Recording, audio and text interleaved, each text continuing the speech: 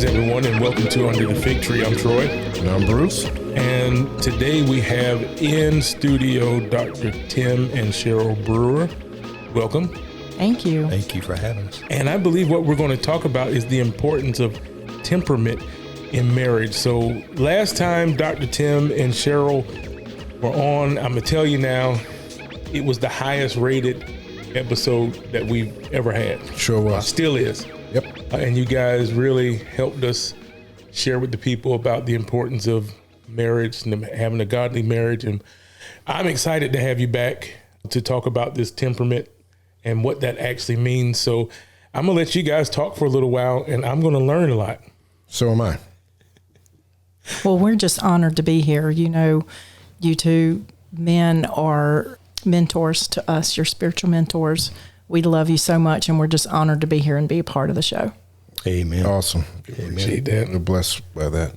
Yeah, this is a great thing. This podcast you guys are doing, it's great. It's touches so many areas and areas that are relevant. You know, Yeah. and that's the thing. I think it's important is that we don't just go out and do something. You guys are doing something that's relevant. And it really helps. I think helps people grow. Individually, but spiritually helps their spiritual growth and opens their eyes to some things that they haven't thought about. You know, we got folks that bombard us with all the spiritual things in the world, but sometimes you guys look at things a little differently, and I love that because I'm one of those that when my high school teacher told me when I wrote a paper, said, you know, I always knew I was going to get a different paper from you, because if I had you write an article about a glass on a table, you were going to lay down on the floor and look at it from under and try to figure it out why it's there, you know. And so I love looking at things from a very different point of view. That helps make you a great counselor. Yeah, I'm sure. I'm sure. I would think so too. So I know, like, for what you guys do is so important to the body. Bruce and I, we deal with men a lot. Yeah. And not just men, but people in ministry a lot. Yes. And one of the things that we tell them is your first ministry is at home. Yes. And so building a successful marriage and looking at that as a ministry is so important to the kingdom, because everybody that's watching that, if the marriage is supposed to be a picture of Christ and his church, Yes. then building those successful marriages is key and is critical to even the generations behind us that are watching this. Mm-hmm. So they understand what a successful marriage looks like. So we do appreciate the ministry that you have. Absolutely. And I am very interested in learning about this temperament. Yeah, and, so am I, man. Yeah. So you guys conduct a test, is that right? Yeah, we do what's called an APS, or Arnold Profile System Test.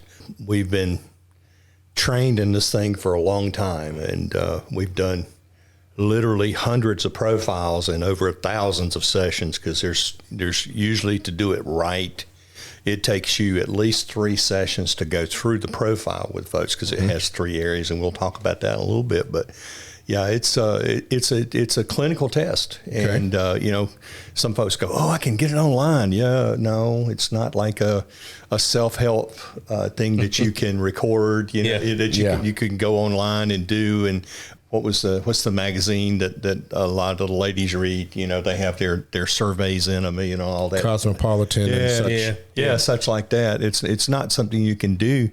And, you know, we have some folks who think, okay, let's take the test and just hand me the results. Well, if I hand you the results, you're going to look at it and go, wow, I'm a terrible person, because they don't understand Right. It's written clinically. Sure. And we have to be able to know how to interpret it and how to present it. Sheryl and I laugh sometimes when we look back at when we first started doing this years ago. We were just learning how to do it.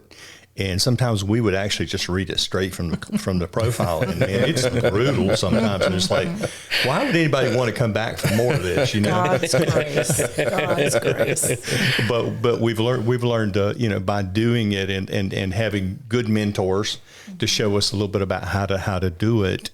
We've learned how to approach that, and we've learned how it works. And it's funny, we were in the middle of a session about a week ago, and something came to me in one of their profiles, and I was like, oh man, I've never thought of it this way. Let me present this. Yeah. And it was just really incredible. I'm like, thank you, Lord. You know, this is something great. And the more we use it, the more we love it, and the more we appreciate it, because it gets to the heart of things a lot quicker. You know, a lot of counselors, it'll take you a lot of sessions to get to what's really the heart of the problem. Okay. And this is more direct. And the thing is as we're going down the profile, it shows us your strengths. It shows us your weaknesses. I want you to live in your strengths. I want you to run your strengths. Right. You know, I want you to be just as confident as you can. But we look at the weaknesses and we want to build those weaknesses up, because where's the enemy going to attack us? In our weak spots. You know, if you go, you guys, both you guys are military guys, former military guys. You put your best troops at the front on the battle line, and you got your weak ones back there learning. Right. You know, and you're trying to bring their strengths up so that you can pull them to the front. Well, the enemy's he's gonna flank us every time and try to come after the weak ones. Yeah, right. And that's the way he does us. And so that's one of the great things about this is it shows us our strengths and it shows us our weaknesses too.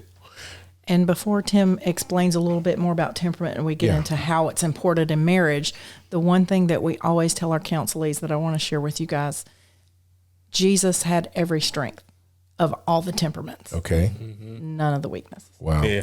We're the only ones who have the weaknesses. Wow. Gotcha. Yeah. Yeah. But you can go through the Bible and show every one of the strengths throughout the Bible. This is all biblically based. Holy Spirit led. Yeah. So it comes from the Lord. That's why it is so helpful and why it is so beneficial to couples. Awesome. Well, I want to take a moment and say, you mentioned something about both of us being in the military. I was in the military, and Troy was in the Air Force. I just wanted to make that distinction. I turned down an appointment to the Air Force Academy years ago, so I'll hold that. I'll hold that exception. Good for you, because when you mentioned battlefield, he had no idea what you was talking about. But anyway, just wanted to make that point. So, what is temperament? Well, temperament is basically a default way of feeling and thinking. Okay, that's inside of us. If you give a definition, it says it's the manner of thinking, behaving, or reacting characteristic of a specific person, their disposition. Okay. Okay. And then one of the things that's talked about is that this was discovered back even in medieval times. Okay. Resulting in, and they talked about it resulting from dominance in one of our four humors. And that's kind of where this came. Back in 460, Hippocrates even kind of alluded to temperaments and said that we operated because of the fluids within inside us, in which fluid had dominance, caused us to operate a certain way. And so it's something that's been around for a while. Back about, I think it's back in the middle 1800s, a guy named Wilhelm Wundt. Okay. Nice German guy. Wilhelm Wundt. He was kind of the father of experimental psychology. Started connecting the human body with personality, and then a name that we all know, Sigmund Freud. He started playing, suggesting our behavior and our personality was driven by our innate drives and our needs and all that. And so that kind of brings us history wise kind of up to where a lot of this interest was. And then back in, I guess probably back in the 60s, a guy named Tim LaHaye, you guys I remember Tim LaHaye, Christian writer and everything, started really pushing the idea of temperament.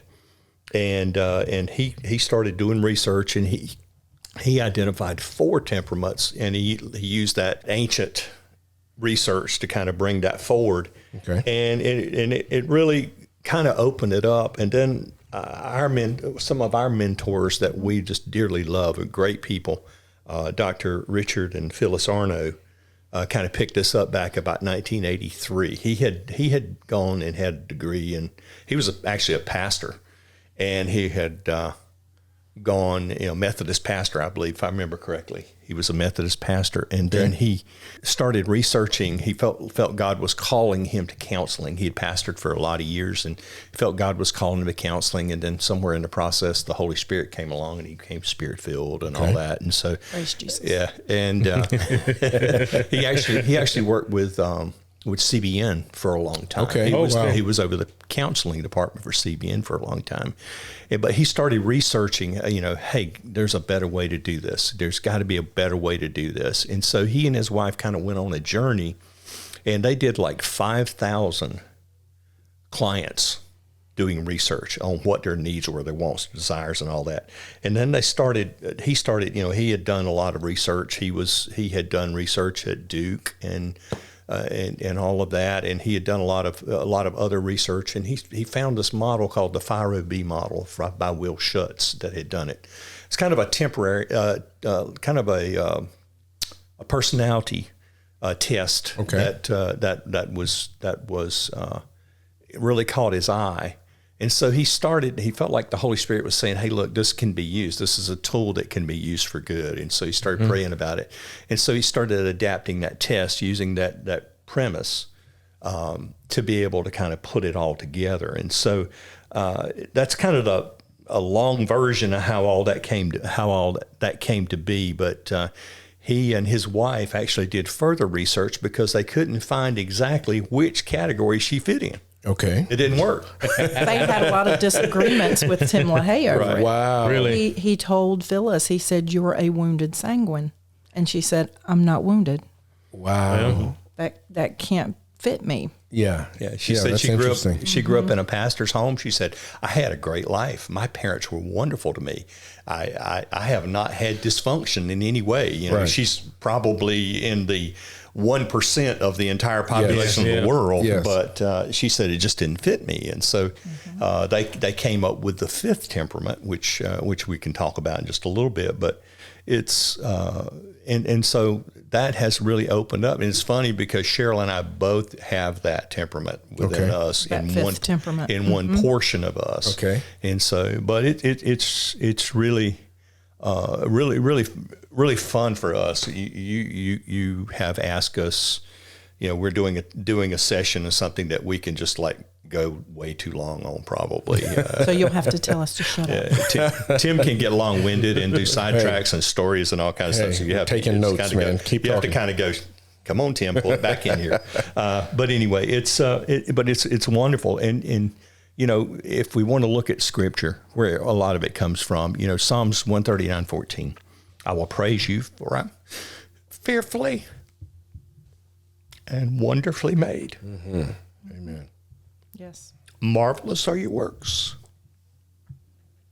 and that my soul knows very well. So when people start struggling, you talk to them about how you were made. Yeah. God took extreme care. Yeah. He wasn't afraid. Right. But he was fearful in the sense he wanted to make you just right. Yeah. Yeah. Just right. Wow. Because when he makes you just right, he makes you for a purpose. Yeah. Yeah. And so folks forget that. And wonderfully means he put wonder in you that he didn't put in somebody else. That's right. God has called all of us to do different things. We all have different assignments, Yeah. We weren't all called to be Billy Graham. We weren't all called to be, a missionary. We weren't all called to be a teacher. We weren't all called to be a pastor. We weren't all called to be an evangelist, And so he's put wonder in us. It says, marvelous are your works, and that my soul knows very well. My frame was not hidden from you. Mm-hmm. Mm-hmm. It's hidden from the rest of us. Sometimes I don't know why I do what I do. And then I have to kind of go back and look at my temperament, But my frame was not hidden from you when I was made in secret and skillfully wrought in the lowest parts of the earth. Your eyes saw my substance being yet unformed. And in your book, they were all written. The days fashioned for me. The days fashioned for me.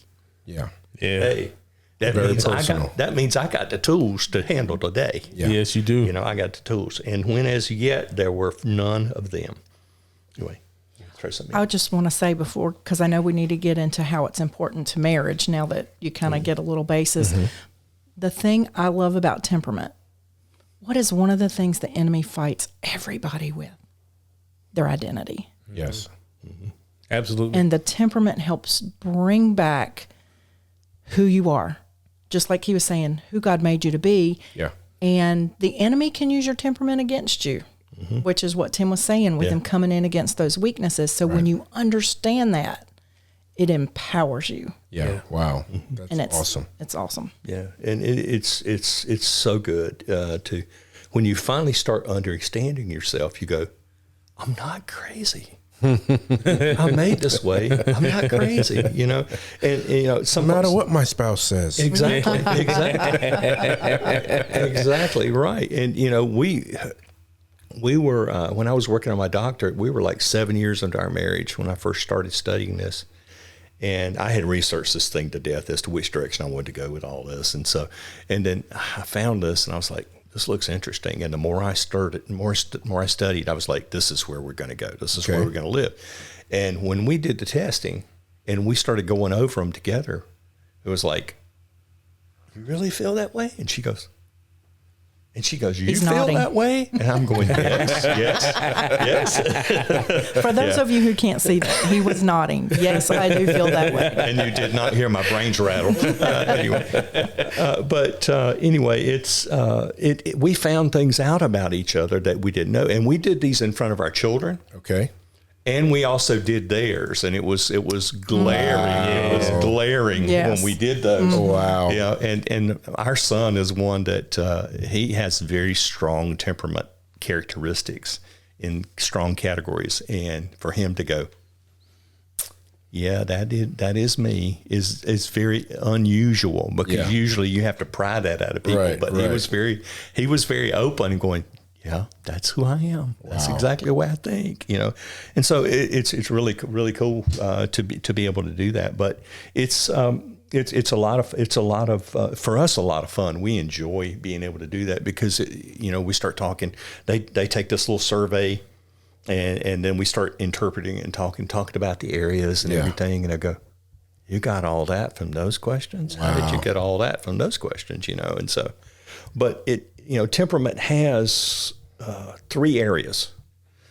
When it comes back, when the report comes back, it has 3 areas, and it comes back in the area of inclusion, control, and affection. Inclusion has to do with your social energies, how you deal with people socially, and also about your intellectual, how you think. Your intellectual thinking has to do with that. The second area is the area of control. Now, when folks hear the word control, they think negatively. Automatically, our mind jumps control freak. You know, no. The area of control is how you make decisions for yourself and decisions for others. Okay. You know, I call it how you order your world. Okay.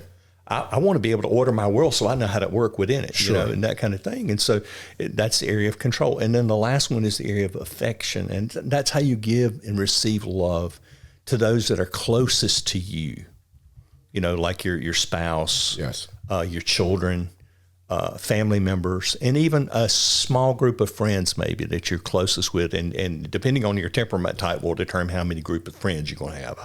We'll talk about that too. Sheryl can definitely talk about that one a little bit. But those areas come back to us, and we go over those individually. You know, years ago, I heard folks talking about, hey, we go over it in one session. I'm like, there's no way. There is no way you can go over it in one session. I don't know how. I would be totally confused if I had all this information presented to me, because it deals with 3 different areas of us. And so so we break it up, and we do at least one session on each area when we work on this. The thing about it that is great that we explain to couples, the 3 areas are important for you as a spouse, because it helps me to know how you relate socially. In other words, when a certain temperament, say a melancholy, marries a sanguine in inclusion, you're going to have struggles later on when the sanguine wants to be out and going around people all the time and melancholy wants to be home. You're going to have issues. Oh, wow. That's where we tell them, okay, so here's the thing. You start off, what's our game plan? We'll go to this event. We'll say X amount of time. What's comfortable for both? And then that's what you work in. But if you don't, and we've even, because I'm less of a social person than Tim, there have been times even at church. Anyway, we would be in church and he would still be stopping to talk to people. And this was before we started parking farther from church. But I would say, you know what? I'm going to go sit in the car. you're fine. Yeah. I'm not mad. Yeah. I'm just done. My social battery has been used. Right. And I need to be alone. Oh, that's awesome. I love it. That's awesome. And he knew that. Yeah. And it was fine. He could finish what he needed to do and then come meet me in the car. But if you don't know certain things about your temperament, you have the propensity for, okay, my feelings are hurt. That's really good. You can say you're okay, but are you really? Yeah. Yeah. You know? And I would imagine that you doing that example that you gave, now you're finishing up your business, but also you're thinking, okay, let me hurry up. Absolutely. Just out of courtesy. Yeah. Because I know she's sitting in the car waiting for me. Yeah. You know what I'm saying? So, it kind of, it makes you more thoughtful, I would imagine, at the same time. That's really good. Absolutely. Yeah, those traits are so important to know, because I can take care of myself, but also I can take care of her needs that she needs. Sheryl was talking about, couples sometimes, and, Miss 10 a.m. marries Mr. 10 p.m. And you got totally,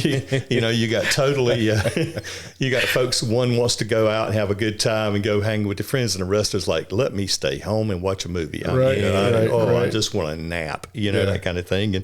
And I'm the last one there. I do like to have friends, but I am very selective how long I spend with them. Right. And you're selective of who you spend time with. Exactly. That's also a part of your temperament. Yeah. But one of the good things about this is it gets down below. We've all heard about personality tests, and those of you that have been in business have taken a meeting. Yeah. Yes. Oh man, I took one a few years ago. It was 300 questions, and I was like, I don't even know what I'm writing. I've read so much, I don't even know what I'm saying. But a lot of the big ones you hear about are like Myers-Briggs or DISC. I do one in the secular world when I do businesses, because they're not open to a Christian-based thing. Right. Sometimes you really have to be careful with that. Even though I find ways of sliding those principles in my talks and team leading and leadership and things like that. But you have DISC is a big one that's right now. I use one called the BIRD test, which correlates to DISC a whole lot easier. And it doesn't cost $1 million to get certified in, so that's the good thing about it. And then you have Type Finder or Big Five assessment or Career Profiler. There's just so many that organizations will do. And it's funny how we were mentioning the FIRE-OB that Dr. Arno used. It's actually still pretty popular in businesses to be used because of its accurateness. Yeah. But this is the profile, the personality ones. A lot of those personality tests are in that 70th percentile. The Arno profile is in that 90th percentile. We have some of them as high as 93, 94% accurate. Wow. There are times when we have some that are just flat out spot on. And then sometimes there are just a couple of things that are not completely accurate. And that's why we go over them with them and talk to them and say, how do you feel about that? Yeah. Wow. And what I love about it is sometimes as we're going over the different characteristics of an area, we remind people spiritual growth can take you past your weaknesses, and life experiences can keep you in those. So sometimes we have to look at those which help bring out those different areas when we talk about the temperament, because then you can find out, is this something from your past, something that's causing you to live in this area, or you know what, I used to do that years ago, but God has set me free from that. That is not something I lean towards anymore. Wow. So I know, like with the personality test, you have the little buckets that everybody sits in, kind of categorizes you. It sounds like this is the same, at least in principle. In principle, yeah. So what are the buckets? I think you said there were 5 of them.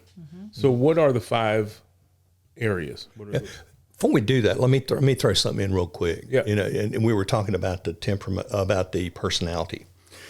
the reason we like temperament is temperament gets down below personality, because personality is like a mask that you show. You know, it's like I call it like the persona we use on Facebook. I call it Facebook, because we present a persona because we want people to like us. Right. Yeah. We want to present that image that everybody loves. We show the best meal we've ever eaten, the prettiest place we've ever been to, Right. all of that because we want folks to be attracted to us. Well, temperament kind of gets behind the mask.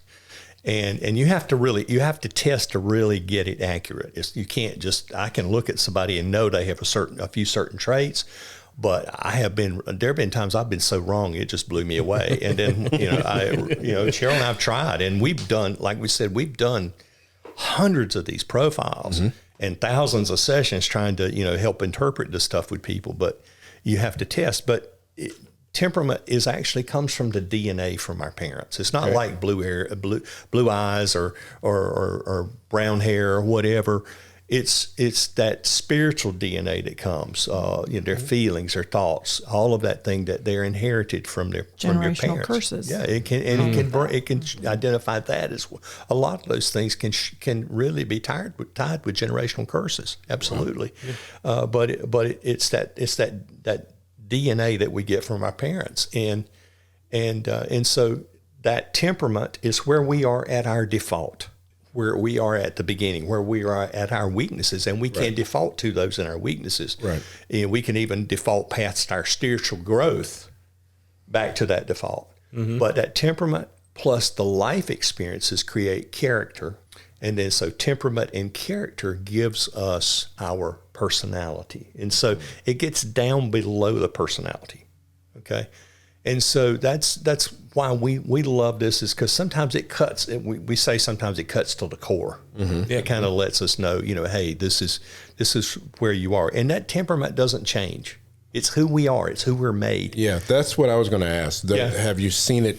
Like an average person, does it change over time, over their age, over aging or that kind of thing? I think you just answered. No, it stays the same, but the experiences that you have can cause you to operate in a different way. Like if I know that I might have a tendency to be stubborn, which Sheryl is hoping I will change one of these days. I am a phlegmatic, and I'm stubborn.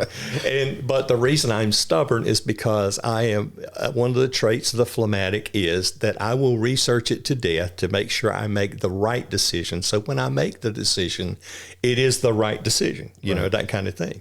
To her, it looks like procrastination. Will he ever make a decision? Will he ever do it? Right. To me, it's like I gotta get this decision right, because the world on its axis depends on whether I get this decision right.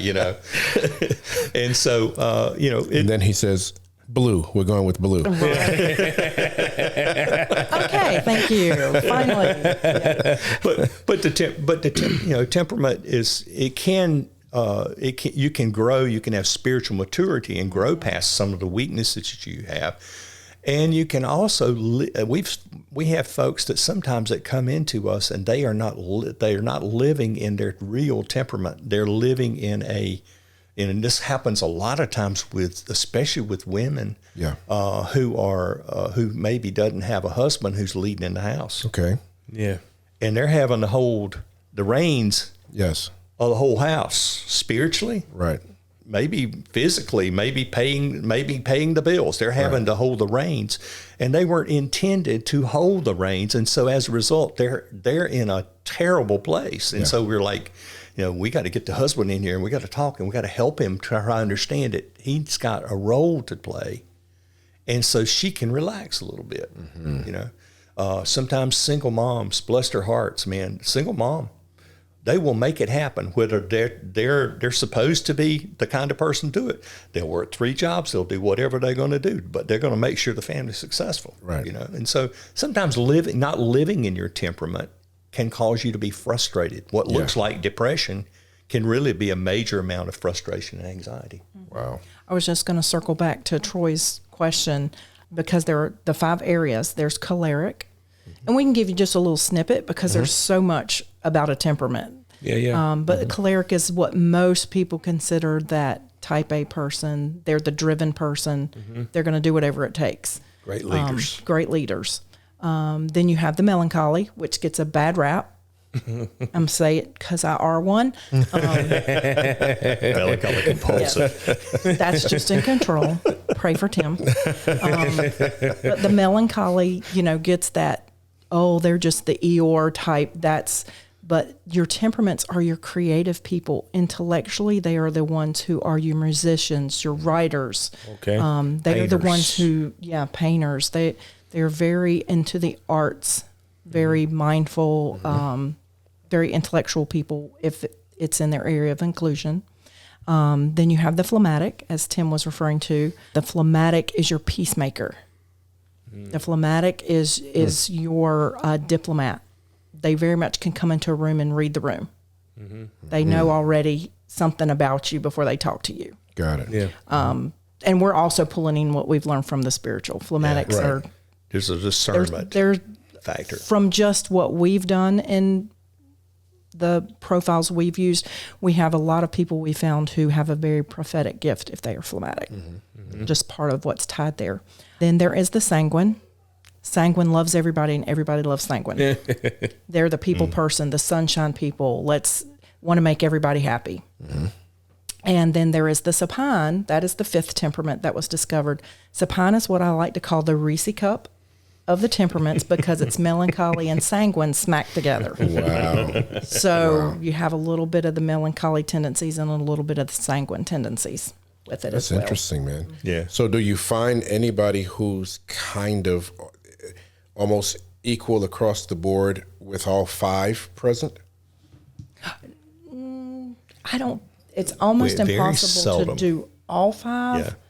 You could do, because also to bring a twist to it, you can have a blend, but the only blend you can have is a phlegmatic. The phlegmatic will come and blend with the other temperaments, but no That other makes two sense. temperaments will blend. That's interesting. And Yes. then there's other components of it, of expressed and wanted. Like if phlegmatic came first and then supine came second, they express as a phlegmatic and they really want as a supine. And there's just so many blends to it, and it at times it can almost play with your head a little bit. You have to go, okay, let me think a little bit. Okay, all right. So I know why you're thinking this way, and this is the way you think. And I love when I get phlegmatics in the room because I know exactly what they're feeling, and I can go, I start talking. They'll go, why? Or how did you know all that? This is crazy. I'm not the only one that feels that way. Oh, cool. This is good. And so all of a sudden they're thinking, I'm not crazy. I haven't lost my mind, we laughed. Our pastor had taken the one what Tim LaHaye had done years ago. Yes. He had taken that test, and he was like, I'm just conflicted on this. This is me sometimes, but it's not me all the time, that kind of thing. And we did this one with him, and he goes, this is freeing. This is freeing because it breaks it up in different areas. And now I understand why I think the way I think. It's almost like you have a camera and you're turning the lens until it's clear. Yeah. And it brought clarity to him, and so it's a great tool to help us be able to get to people and to understand them, to understand themselves. Because when we understand ourselves, we have a little clarity more about our identity. And you guys, we've already mentioned this. One of the biggest things that folks are struggling with today, yes, sir, is identity. Yes, absolutely. I remember about 4 or 5 years ago, I Googled the most Google words, and one of the top Google words was identity. And the enemy is doing his best to steal people's identity, skew identity. I mean, one of the biggest things in the news recently was a marketing campaign where identity was thrown into it, and it was like, oh man, there was a revolt on that one, And so,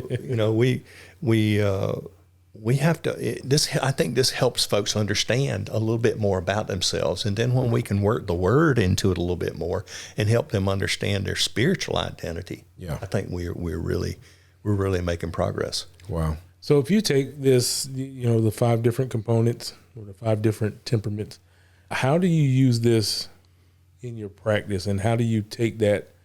How would you use my temperament to help me relate to my wife and her temperament? Go for it. Well, I'm going to give you some examples, because once you know your temperament and who you are, how you, sometimes just knowing that's why I respond that way when you say something to me. Example, melancholy. I can speak greatly to this, like Tim can to phlegmatic. If you approach me with something that might have not gone the way I expected it to, if he comes to me because something didn't work out how I wanted, he has learned, because of my temperament, I will take things very offensive. You can say something just straightforward. Here you go. That didn't work out. Already, I'm a failure because a melancholy doesn't feel good enough. We're perfectionists. We want everything top of the line. We have higher expectations for ourselves and for others. So it's real easy to be disappointed in myself and him. So I have to know, is that coming from my temperament or is it truly a situation, something didn't work out? So he has learned how to come to me and say, honey, I'm so sorry that didn't work out the way you wanted to. Have you thought about maybe looking at it this way? That doesn't sound like a rejection to me. Right. Yeah. He's learned how to bring things to me because of my temperament that I won't feel I'm just not good enough. Wow. So knowing those things about each other's temperament, going back to the thing about his phlegmatic, talking about taking time to make a decision, that is something that very recently he did. And it saved us from being in a bad situation. Yeah. And I thanked him. I said, honey, I thank you that you were in tune. Thank you that you had a check in your spirit because you were waiting. Right. I did tell him, communicate to tell me that you had the check in your spirit. Exactly right. But that's what held him back from making a decision. And I know that he will do that. He will take longer. So knowing that, I'll just say, honey, if this is something we have to move on time-wise, remember we have a timeline. But I don't push daily. Yeah. I just have to put that out there for him. So it sounds like communication, though, seems to be the little bridge between, Absolutely. to make it actually work. That's right. You know, being able to come to a particular level of communication. Yeah. And, to tag on to what Sheryl was talking about with melancholies, words mean everything to a melancholy. Yes. What you say to them, they never forget. And so when you lash at a melancholy and you call them names or you say something to them, they can't forget those. It's hard for them to get past that. And healing is hard with a melancholy sometimes because they can take it to heart. First of all, they have a small group of friends. Right. They usually have a small core of friends that they're going to let into their world. And for you to get into that circle, they've got to hear trust and reliability, and for you to even get into that circle, it's like one of our clients said, it's got to be like an arrow shot at the bullseye. It's got to be straight. If they sense any fuzziness, if they sense any what we call in the vernacular BS, belief systems, that's what we're going there, okay? If they sense that the belief systems are not good, they don't let you in their world, And so a melancholy to let you in their world, they got to trust you. And if there's something that attacks them or something that they go, that's not quite right, you're not going to get in their world. And so they can shut you down very quickly. Very quickly. Yeah. And Troy, to go back to your question, when you know your spouse's temperament, let's talk about affection. You could be on opposite ends of the spectrum. Yeah. The thing is, you can know your spouse's love language, and we found that they fall into alignment with the temperament, which would make perfect sense for it to do that. You have to realize, I'm loving you the way, of course, I want to receive it. That's just natural. Right. But you have to know, and I think we talked about this last time, we don't use the word compromise. We use sacrifice. Yeah. Because that's what marriage is. You sacrifice for each other. Right. So you sacrifice what you might need to make sure that your spouse is getting what they need. And knowing to the core who they are And like Tim said, if words are important to your spouse, you're going to know how important it is to affirm them on a continual basis, and then vice versa for each other. We both are supine in affection. The thing about that is supine has a lot of great traits. One of the worst things, the weaknesses of the supine is you expect others to read your mind.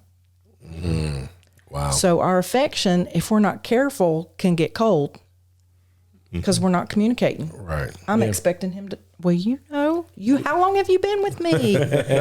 You know me better than that. What are you thinking? Right? Yeah. But that's where exactly what you said, Bruce, communication. Yeah. No matter, knowing your temperament's great, but if you don't communicate about Communicate it. Yeah.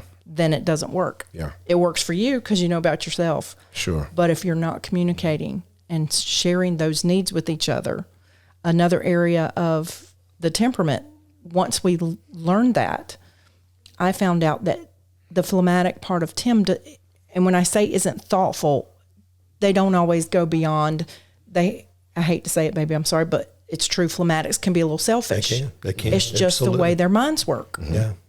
They're focused on other things. And so there would be times I would be like, come home, he hasn't done this. Why didn't you start this for me? You know, different little things that happens in every married life, right? Right. Why didn't you do that? You know me. You know when I come home, this has to be done. Yeah. And I used to do what Tim has mentioned before, the cabinet concerto with slamming cabinets to let him know I wasn't happy because I didn't want to talk about it, but I wanted him to know I wasn't happy. So you didn't want to say it, but you wanted him to know. Yes, But you didn't absolutely. Because remember, he should read my mind. That's He right. should know why I'm upset. Right, I shouldn't right. have to tell him. And I'm so thankful for soft closed doors now. Yes. But because I knew our temperament, I would think about it and go, Sheryl, if you ask him, will he do it? Of course he will. Yeah. You just have to communicate. And so it was, honey, can you come help me do this to get ready for dinner? Sure, honey. Give me 1 minute to finish what I'm doing and I'll be right there. Mm-hmm. So sometimes we get worked up over things that aren't even important. Right. Yeah. Whereas if you know the heart of your spouse, and that's with anybody, I don't care what your temperament is. If you know the heart of your spouse, and what Tim always tells our clients, assume positive intent. That's a good way to look at it. That's great. His intent towards me is always going to be positive. Yeah. Did he maybe forget something? Did he maybe not do something the way I wanted him to? Sure, that can happen, and vice versa. I don't do everything the way he wants me to all the time either. But if we assume positive intent, then we communicate about it, we're good. That's right. Awesome. And there are times when I'm frustrated at myself that I didn't think of. I wasn't thinking ahead enough to be able to help with that. Because we have a crazy schedule. I mean, we're counseling 3 nights a week, Monday, Tuesday, and Thursday, and we have counseled on Wednesday night before. And we try to push that back as much as we can so we can be involved in our own church. Mm-hmm. And, but sometimes I'm like, why didn't I do that ahead? I could have just done that. I was home. I could have done that for her, and it would have been easier. And I get angry at myself when she'll mention. I'm like, oh, I just But I keep telling her, I said, I ride the slow bus, but I do get there eventually. I promise.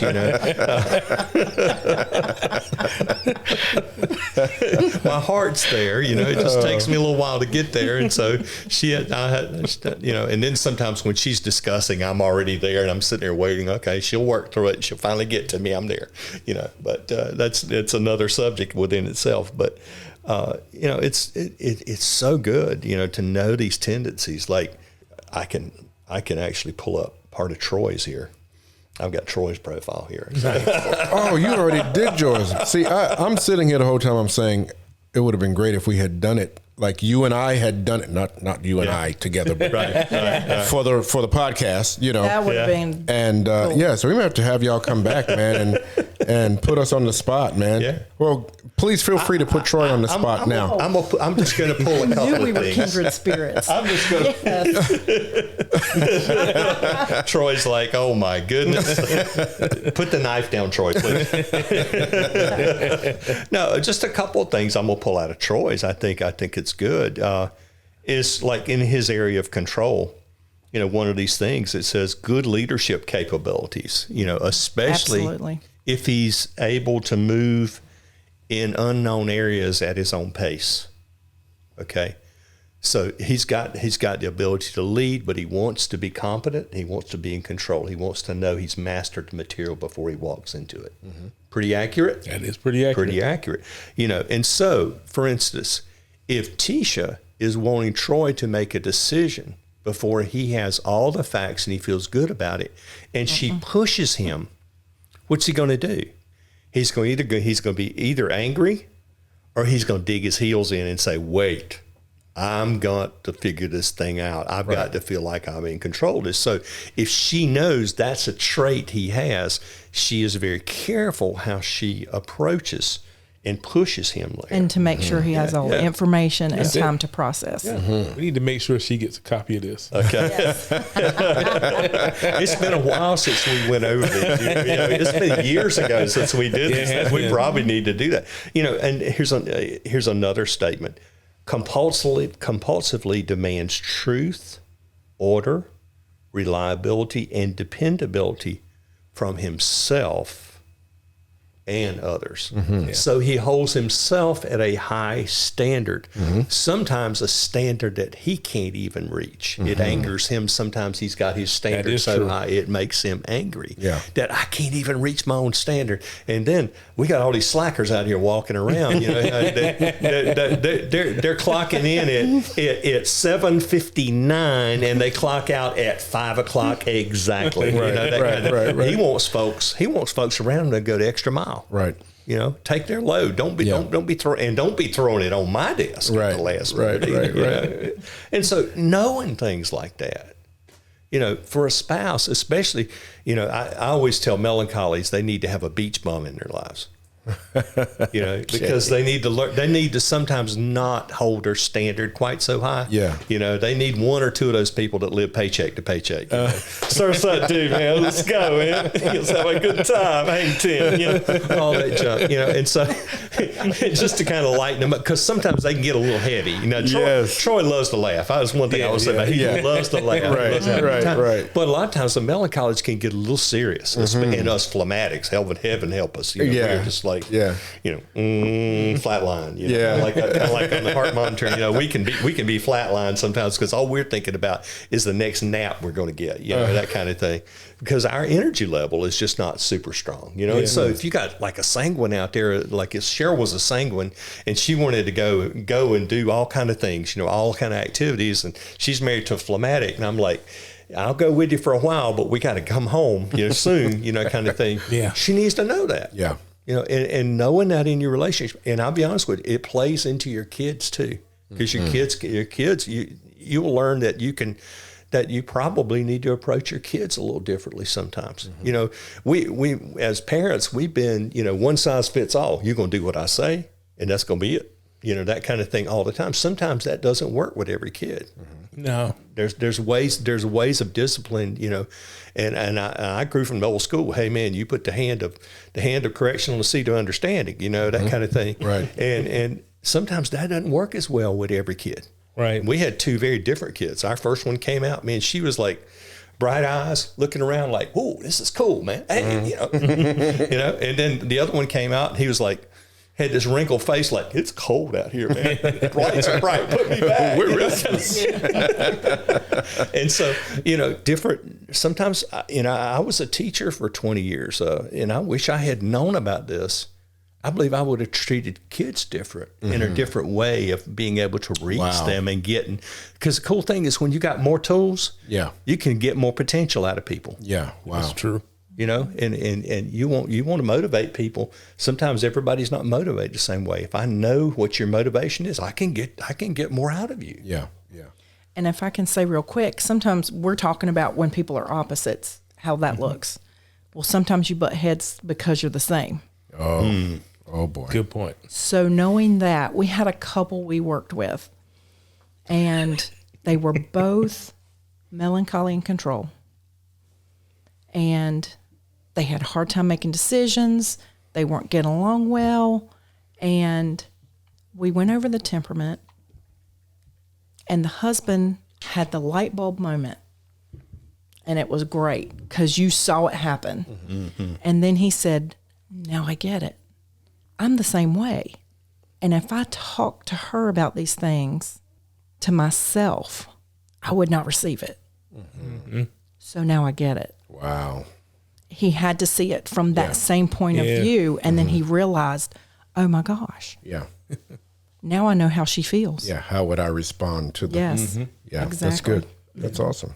And that was I'll never forget that night. I remember where exactly he was sitting in the office, and the look on his face, it was priceless. Wow. But we were able to talk to him. Hey, look, think about this. So if you guys got aligned in direction, pulling together as opposed to butting heads, imagine the amount of things you could get accomplished as a couple.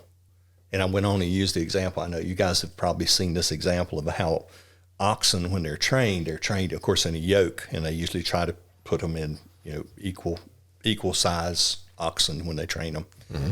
And so that when one pulls, they pull the same way, because if one pulls stronger than the other, you don't go in a straight line, right. Kind of thing. And I used to know the figures, and I'm not sure if these are right, but it says, I think it's something like one oxen can pull like 2,000 pounds by themselves, like a ton by themselves. I believe it's right. And then two oxen together can pull like 10,000 pounds. Wow. Together. Kind of scriptural there. One puts 1,000 to fight, two would put 10,000 to fight. Kind of a scriptural parallel there. So when they get on the same page, especially if they're working together in a business or they're working together in a ministry, right. if they're on the same page, what can they accomplish? Yeah, man. When they get the same vision, the Bible's very clear. Without a vision, the people perish if they don't have a vision cast to go in a direction. Yeah. And so when they get that vision, hey, look, I'm not fighting against you. I'm fighting with you.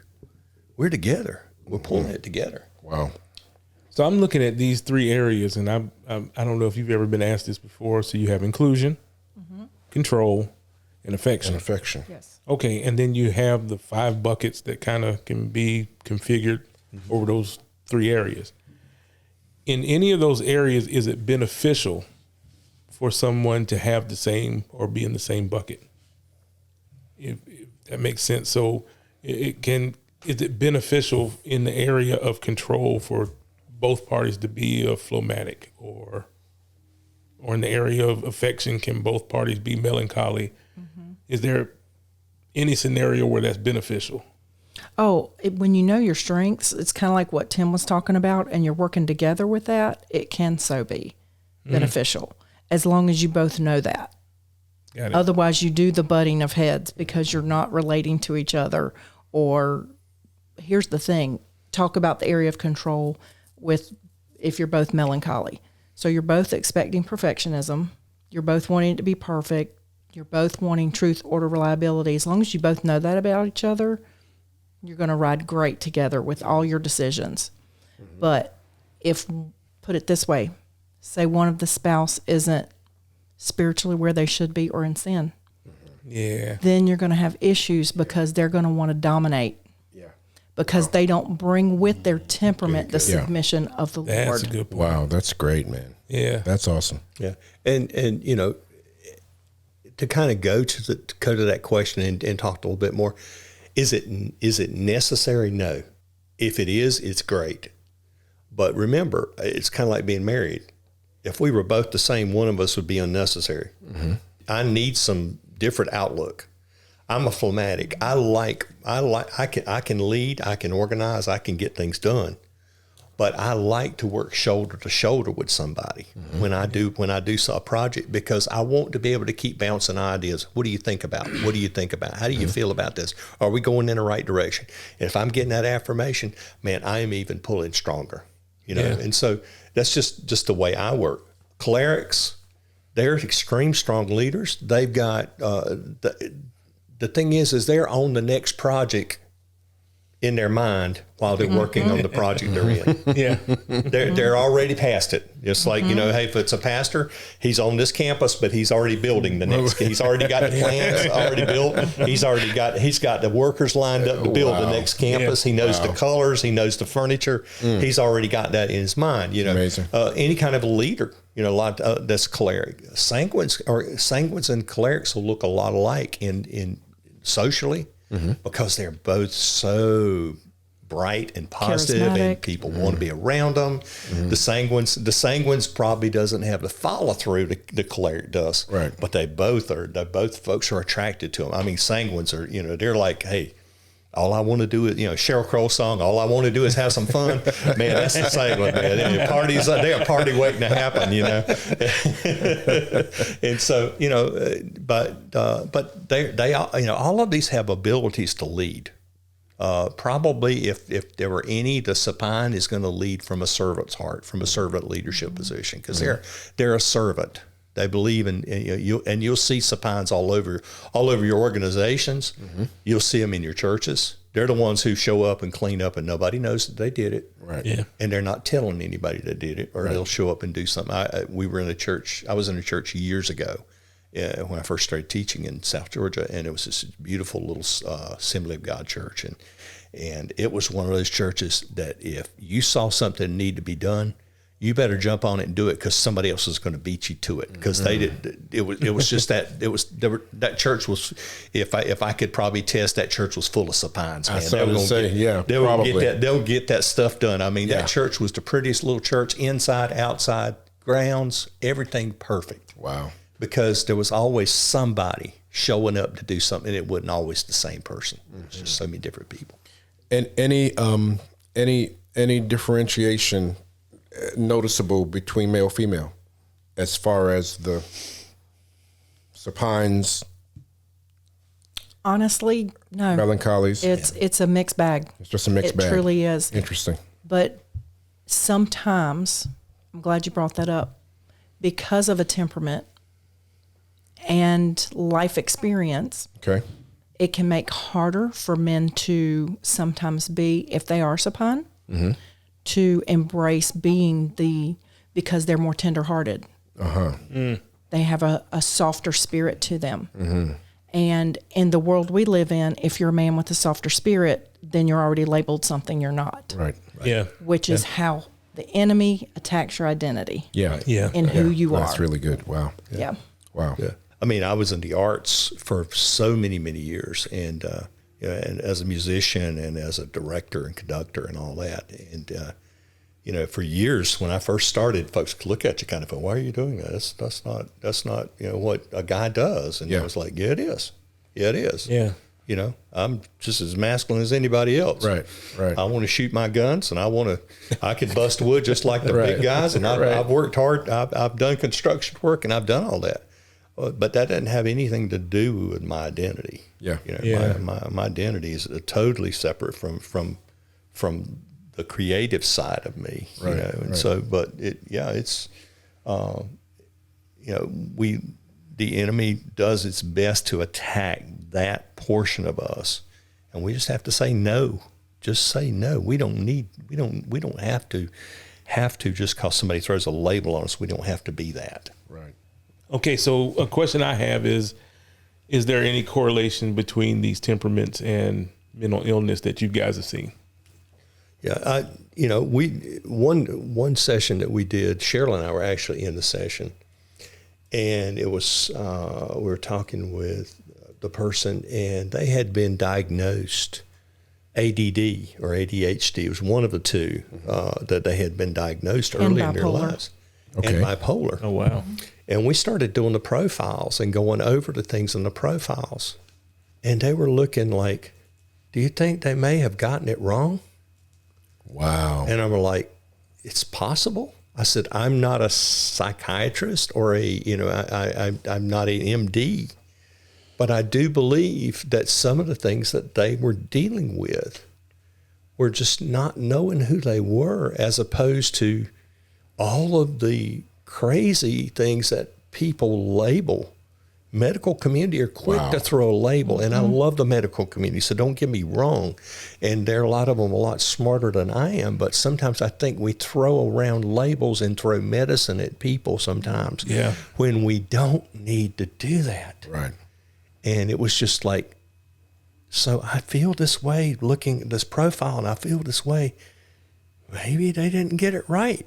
And so, you know, sometimes we will actually send folks back to their doctor and say, why don't you have a conversation with them and talk to them on why they felt this way. Mm-hmm. And so, you know, I think, you know, it's amazing how that a lot of Europeans don't even recognize the term ADD and ADHD that we throw on our kids all the time. Right. You know, sometimes I hate to say it, sometimes I think it's called bad parenting. Wow.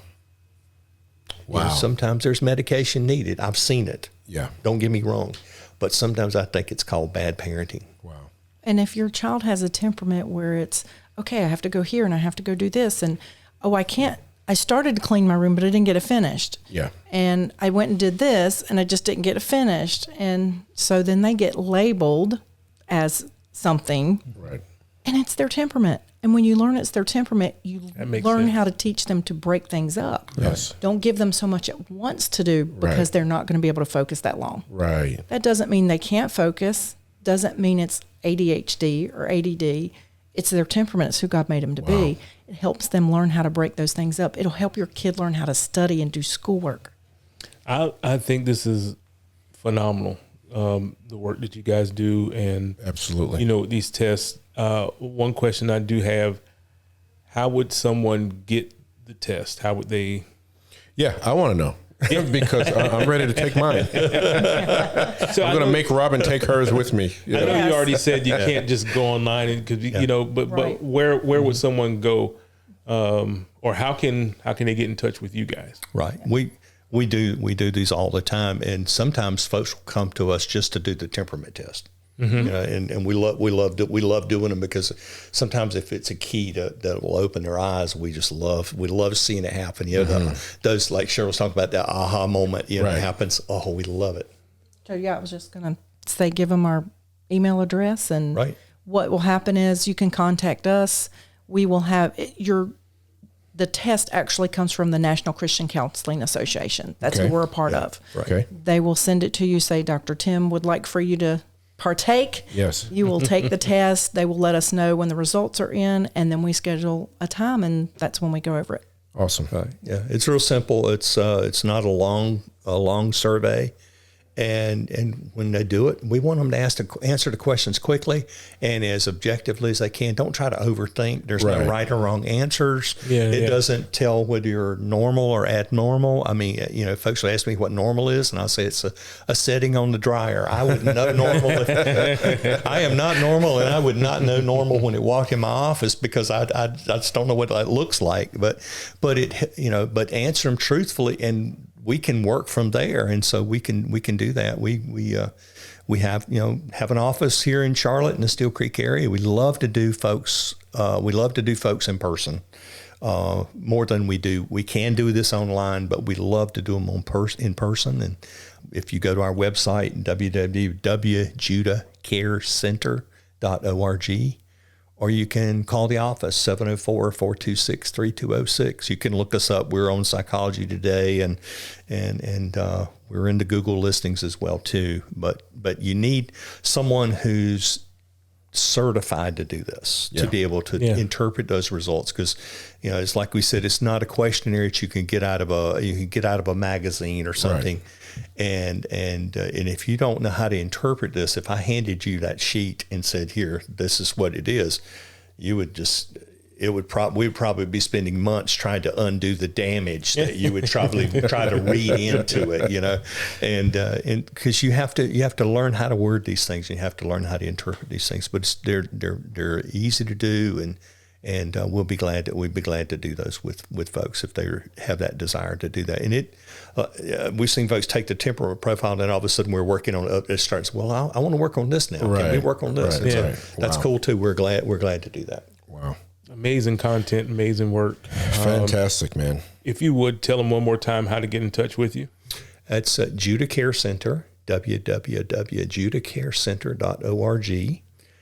Our phone number is 704-426-3206. Please leave a message, because we're a smaller practice with 2 of us. And so if we're in sessions, we can't answer the phone. We're not at the point where we can pay somebody to answer the phone for us. So just leave a message and we'll try to get back to you as quickly as we can. So just be patient. We'll try to get back to you as soon as we can. Or you can email us, Sheryl@judicarecenter.org or Tim@judicarecenter.org. You can either email us too as well. And I tell you, women, if you need a great lady to work with you, the best one I know, I'm going to tell you. I'll pay you later, baby. Well, we'll make sure we add that information to the show notes. Yep. When we put this broadcast out.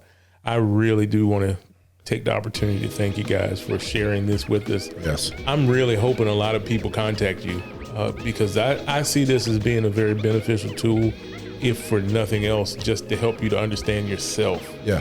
And how you Absolutely. tick. Sure. And I can see that as being beneficial to marriages.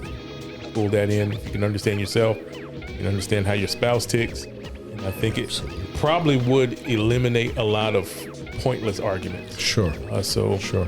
And help you grow together a little bit better. So thank you so much for taking your time. I'm Troy. And Bruce. We're glad that you joined us here under Victory.